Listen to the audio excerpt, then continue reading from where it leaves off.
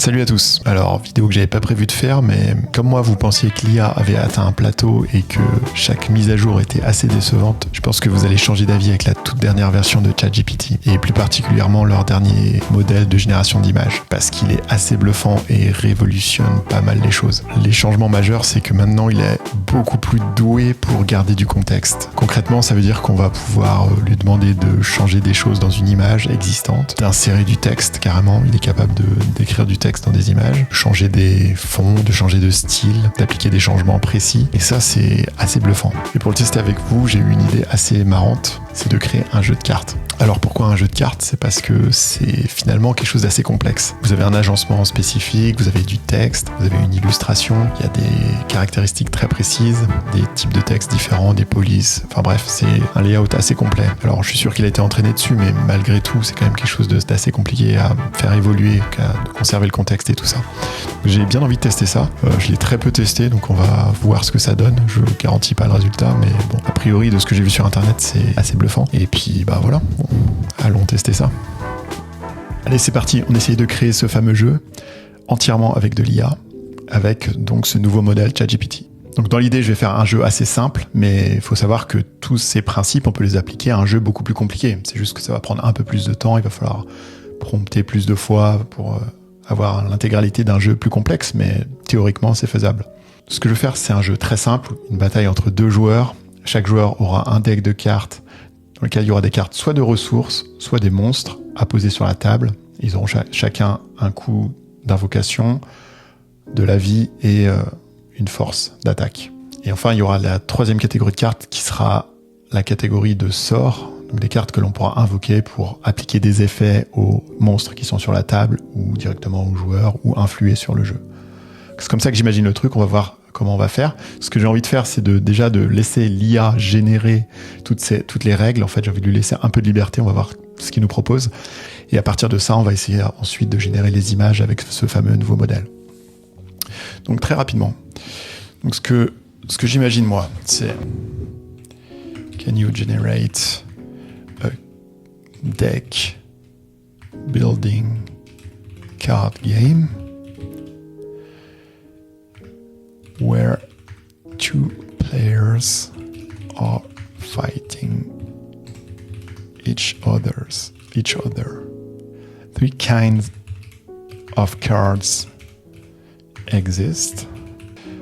Donc, resource cards which allow to be placed on the board and invoke other cards.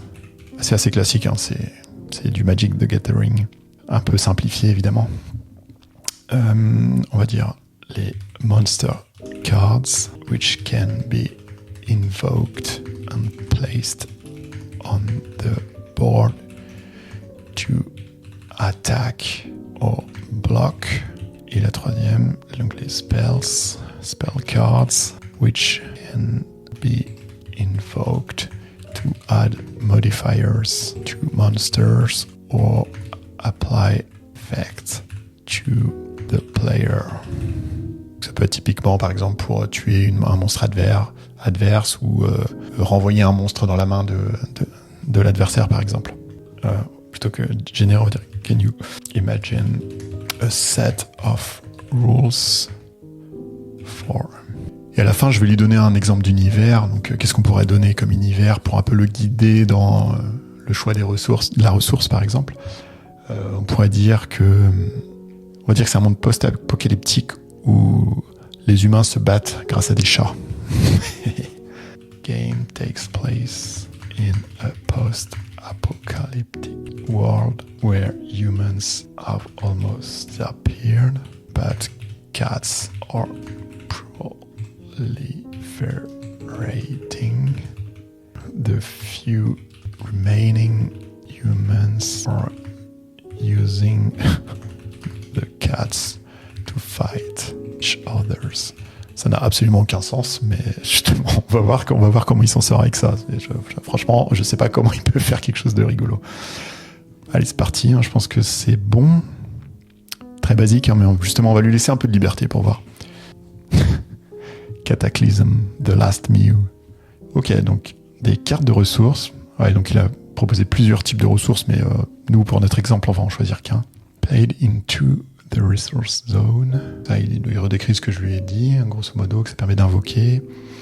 C'est plutôt pas mal. Donc il dit que donc les chats peuvent être invoqués sur le terrain en utilisant des ressources.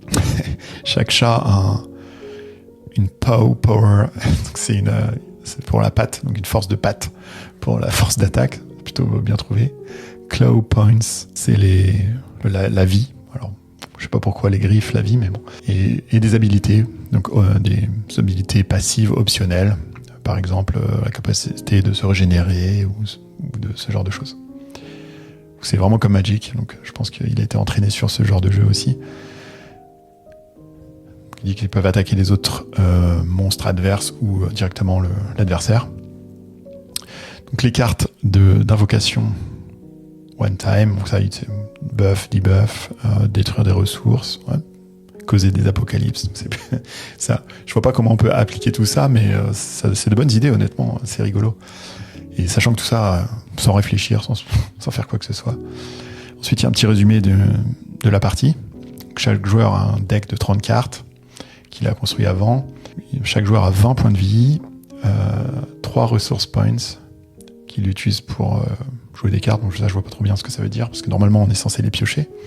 Et une main de 5, il commence avec 5 cartes, il pioche 5 cartes. Chaque joueur choisit un chef de guerre. Ouais, carrément, pourquoi pas, c'est une bonne idée. Un survivant humain qui a une habilité spéciale, qu'on peut utiliser une seule fois par partie.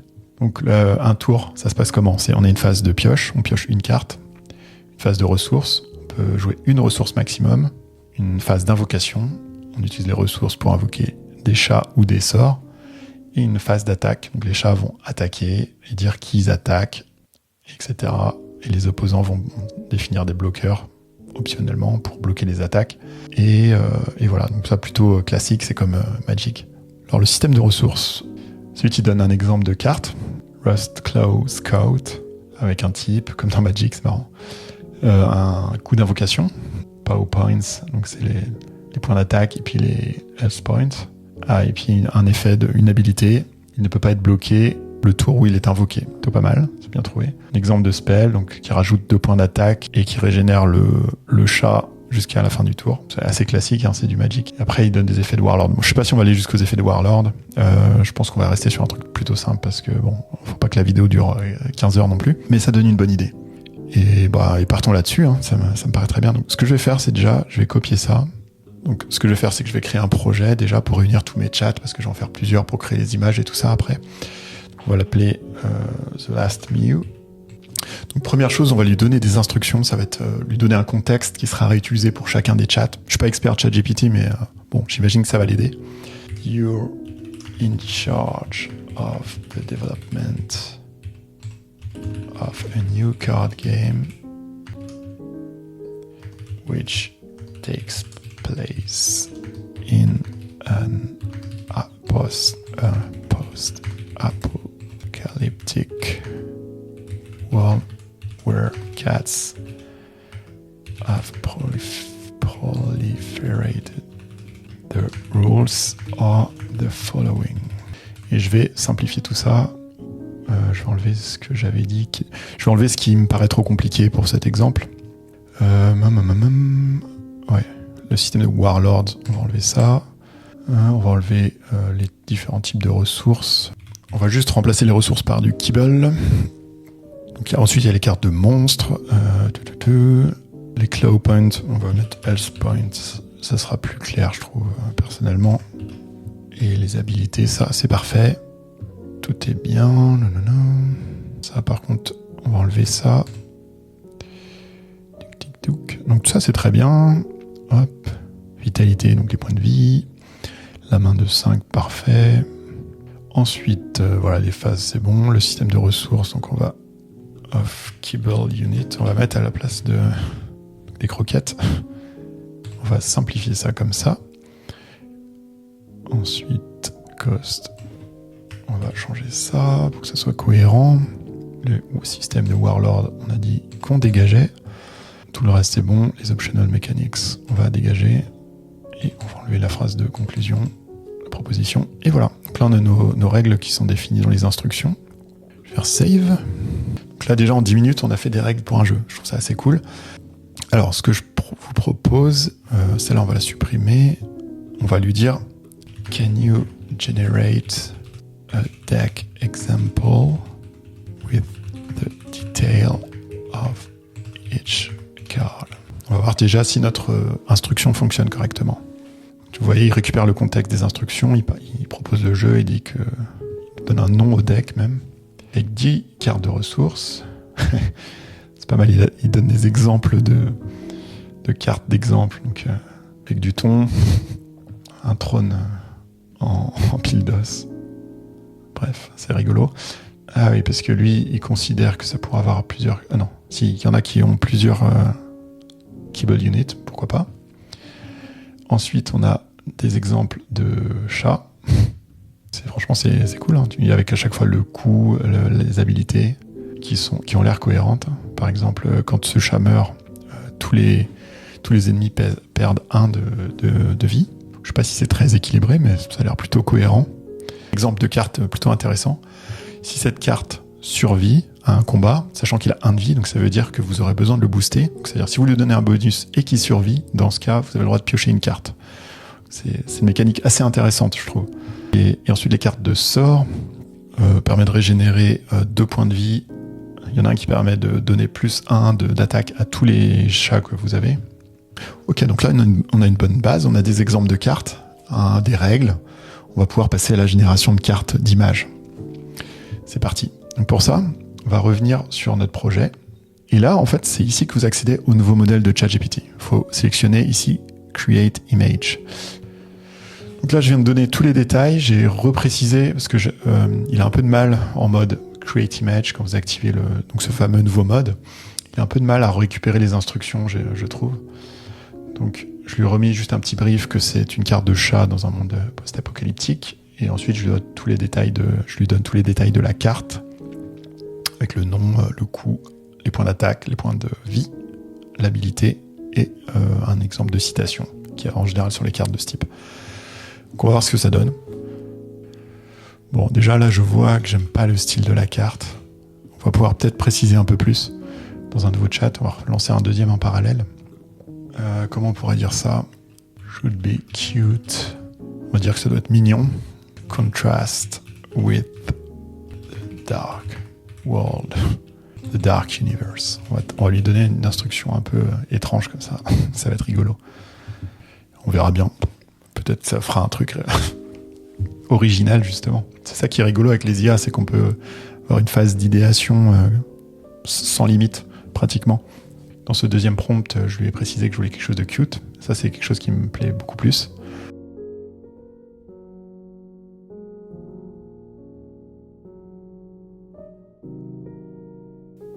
Là, franchement, ça me plaît bien. On va essayer de lui demander des petites modifications. C'est là que vous allez voir le pouvoir de ce nouveau modèle. Donc, ce qu'on va faire, c'est qu'on va lui dire... Alors là, lui, il a collé... Donc, en fait, non, il a bien mis... je pense que ça, c'est le coup d'invocation, mais il a mis une icône de patte, ce qui est un peu confusant. Je vais plutôt lui dire de séparer, de mettre sa force, là, le 1, du côté gauche, en bas à gauche, de conserver la vie en bas à droite, et de changer l'icône de patte par une icône de croquette. On va voir ce que ça donne. On va voir. Donc là, vous voyez, j'ai donné des instructions comme très précises. Avant ça, c'était impossible de lui demander des modifications sur une image comme ça. Il faisait vraiment des choses très approximatives. Donc, il faut savoir que là, OpenAI est un peu assailli de requêtes. Donc j'ai atteint un rate limit. Il va falloir attendre encore 7 minutes avant de pouvoir réessayer ça. Bon, j'adore le design. Déjà, la qualité de l'illustration, c'est assez bluffant. Donc là, il y a vraiment plus d'incohérence, même le décor, les couleurs, tout est top. Je trouve ça vraiment ultra classe. Là, franchement, difficile de deviner que c'est une image qui a été générée par de l'IA. Le style de la carte, donc c'est assez standard et classique pour un jeu de cartes, mais pareil, très clean, franchement. Les couleurs, le choix des formes, les espacements et tout, c'est vraiment, vraiment bien foutu. Et là, grosse nouveauté, vous voyez qu'on peut générer du texte. Donc il a même généré le contenu que j'avais précisé, à savoir la citation, tout ça. Il a fait un agencement qui est vraiment sympa. Bon, il a mis 2 fois la citation. Faut que je lui dise aussi de dégager ça. Ok, bon, c'est bon. Je vous épargne le temps de génération. C'est bon, j'ai pu récupérer le résultat. J'ai fait un nouveau chat, du coup, dans lequel j'ai recollé mes instructions. Et voilà ce que j'obtiens. Donc là, c'est assez fou parce que on récupère le layout, donc il récupère le contexte de l'image d'origine, y compris le texte. Donc là, c'est ça qui est assez bluffant par rapport aux itérations précédentes du modèle. C'est que là, vous avez le nom de la carte qui est replacé au bon endroit, sans erreur. Il a bien fait le remplacement de mon icône de pâte par une icône de nourriture. Bon, par contre, il en a mis qu'un au lieu de 2.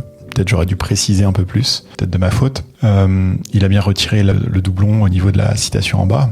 Par contre, on voit qu'il a un peu mélangé les instructions. On voit qu'il a un peu de mal encore avec les instructions trop compliquées. Je pense que j'aurais dû séparer en plusieurs étapes à ce niveau-là pour mieux opérer. Et aussi, j'ai pu observer qu'il fallait des fois recommencer pour avoir des bons résultats. Des fois, il hallucine encore un petit peu, il part dans des directions un peu bizarres. Mais bon, là, c'est quand même pas trop mal, parce qu'au moins, il a séparé le 2 du 1, il l'a mis au bon endroit. Il a juste mis l'icône de pâte à la place de la citation. Je pense qu'il s'est mélangé dans les instructions. Ça faisait un peu trop.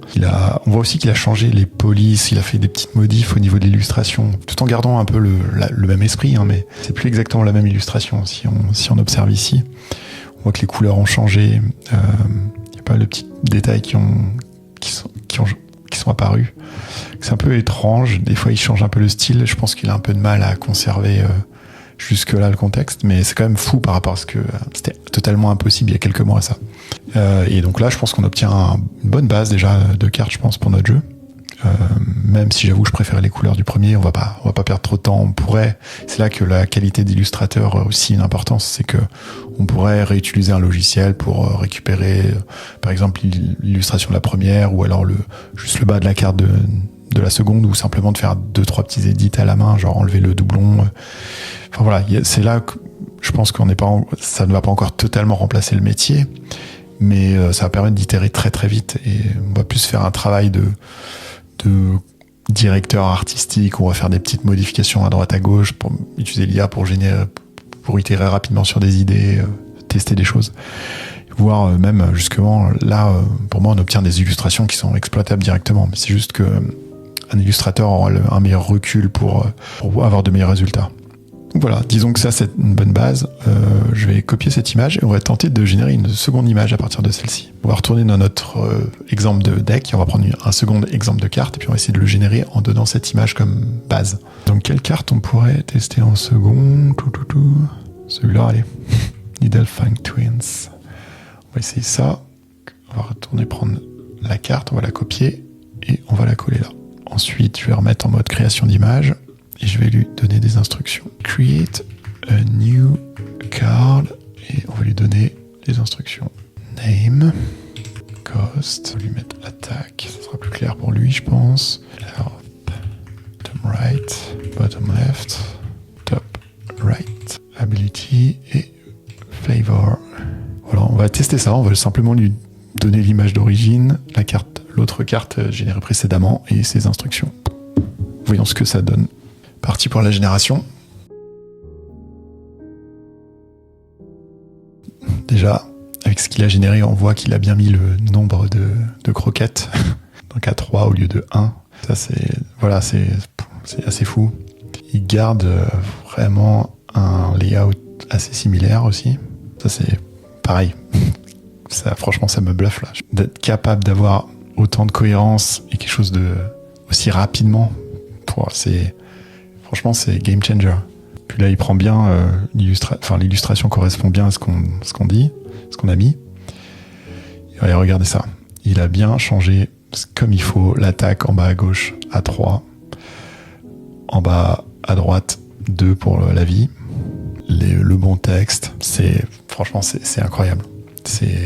Ça peut vous paraître normal, mais je peux vous assurer que c'est un truc de fou d'être capable de générer des trucs aussi clean, aussi cohérent en une fraction de temps comme ça, c'est incroyable.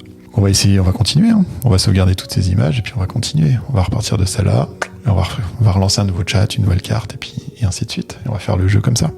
Laquelle carte on va ensuite faire? On va faire un autre chat. De toute façon, on va tous les faire, hein. va faire notre nouvelle carte de la même manière. On va coller la carte, mode Create Image. On va coller les instructions avec les bonnes stats. Et let's go. On va voir ce que ça donne.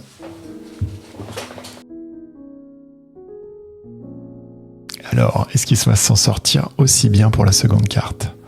Le layout a l'air plutôt bon.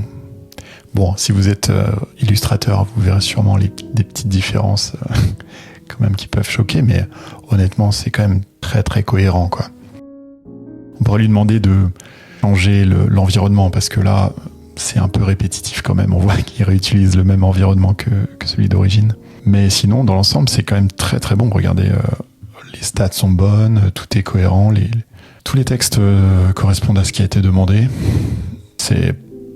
Franchement, je suis bluffé. Tiens, on va essayer de lui demander une petite modif justement sur le background pour voir on peut aller jusque là. Can you update the background to show a desert instead? A post-apocalyptic desert. C'est parti. Voyons si ça peut aller jusque là. Bon, ça commence plutôt bien. Il a bien conservé le bon layout. Un peu modifié le chat, mais je le trouve encore mieux. Et ça a l'air bien parti. C'est fou. Tiens, il lui a rajouté une petite tenue. Il a gardé un peu la même composition quand même. Il faudrait peut-être creuser encore. Je sais pas si on va le faire. On va aller jusque là, mais et voilà quoi. Encore incroyable. Et bon, il a remis les 4 coussinets, donc moi ça me va. Et regardez ça, il a bien pris en compte que je lui ai demandé de faire un désert. Il a fait un désert. C'est incroyable. C'est parti. Hein. On peut continuer. Je sais plus combien on avait de cartes, d'exemples de cartes, mais on va essayer de toutes les faire. Moi, je vais peut-être passer parce que c'est impressionnant à chaque fois, mais je vous montre le résultat de toutes les cartes et comme ça, on ira plus vite. Bon, c'est parti. J'en ai généré un peu plus. Je vous donne un exemple de un peu tout ce qui sera possible. J'ai pas envie de toutes les faire parce qu'en ce moment, OpenAI est victime de son succès. Il y a des temps d'attente qui sont vraiment longs. Donc c'est 10 minutes entre chaque image, là en l'occurrence. J'espère que ça va s'améliorer parce que là, je vais pas me plaindre parce que bon, dessiner une image comme ça prendrait des jours. Mais c'est quand même, il est tard et j'ai pas envie de passer trop de temps à générer toutes ces cartes. Mais bon, déjà, ça vous donnera un bon exemple.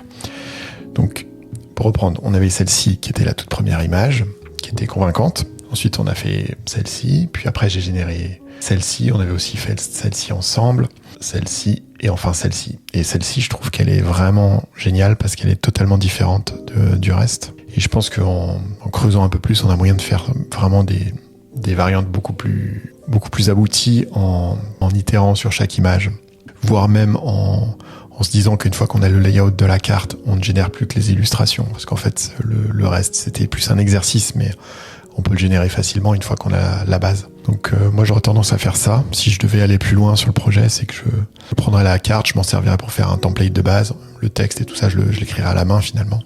Et puis après je générerais uniquement les illustrations. Comme ça lui donnerait plus de liberté à mon avis. Mais bon, voilà, on voit déjà que quand même ça permet d'avoir une bonne base rapidement, quoi. J'ai aussi essayé de générer des images de ressources, donc c'est assez rigolo aussi. On voit qu'il y a deux illustrations très différentes. Et enfin, un sort, qui est quelque chose qu'on peut déclencher qui va donner plus 1 point d'attaque à tous ces chats. Et voilà, donc j'ai essayé de faire un layout un peu différent aussi. J'ai itéré sur certaines cartes, notamment celle-là. Au début, il mettait de l'attaque, etc. Donc je lui ai dit de l'enlever. Bon, plutôt que laisser un blanc, j'aurais plutôt fait en sorte de mettre l'illustration plus grande. Mais bon, pas très grave. Voilà, ça vous montre déjà que en très peu de temps, vous pouvez faire quasiment un jeu de cartes complet, ce qui était assez inimaginable il y a peu de temps.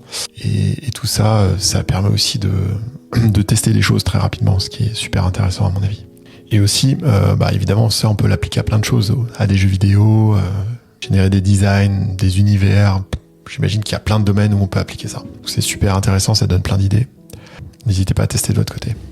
Et voilà, j'espère que cette petite démo, et encore une fois, j'ai fait ça très rapidement. J'ai généré tout ça en 1h30 peut-être, et avec les limites les quotas, etc. Donc, enfin, imaginez le potentiel en passant beaucoup de temps à itérer sur chaque carte, à prendre le temps. Là, moi, c'était du one-shot quasiment à chaque fois, mais c'est déjà incroyable d'arriver à ce résultat pour moi en si peu de temps. Donc voilà, je pense que ça va être vraiment disruptif pour le coup.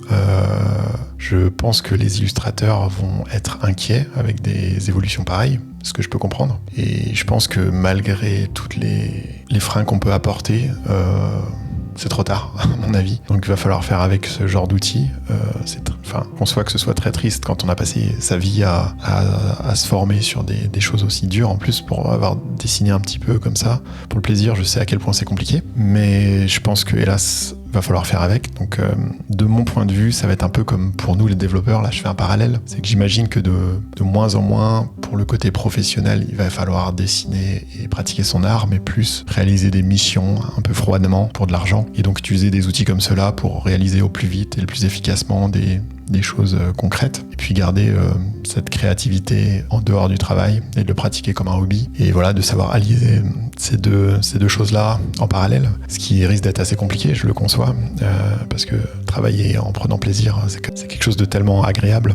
Je le sais, parce que moi c'est mon cas dans la programmation. Ça va être exactement pareil pour le développement. Si on imagine que la génération de code sera extrêmement efficace, et au vu des évolutions dans le domaine de la génération d'images, on peut se poser la question, et même on peut se dire que ça va potentiellement être un futur plausible, et du coup, ça va être pareil pour nous. On va faire de la revue de code constamment. On va écrire de moins en moins de code potentiellement. Et c'est pas très agréable de la même manière. Mais bon, ça fait partie du jeu à mon avis. Il va falloir faire ça de plus en plus et savoir allier les deux et conserver des projets un peu plus fun en dehors du travail pour garder une certaine motivation quand même. Et voilà, mais en tout cas, ce qui est sûr, c'est que ces évolutions sont là. Que c'est quand même fascinant malgré que ce soit inquiétant. Il va falloir surveiller ça de très près et surtout savoir les apprivoiser, tous ces outils. En tout cas, celui-là est assez incroyable et du coup, on va essayer dans la prochaine vidéo d'utiliser la partie code. On va essayer d'implémenter ce jeu de cartes mais sous forme de jeu vidéo. Donc n'hésitez pas à vous abonner. Et puis aussi n'hésitez pas à donner en commentaire votre avis, ce que vous pensez, est-ce qu'il faudrait mettre des lois, est-ce que j'en sais rien. Donnez-moi votre avis, je suis curieux. En tout cas, on se retrouve très bientôt pour la vidéo dans laquelle je coderai avec de l'IA. Allez, ciao, salut.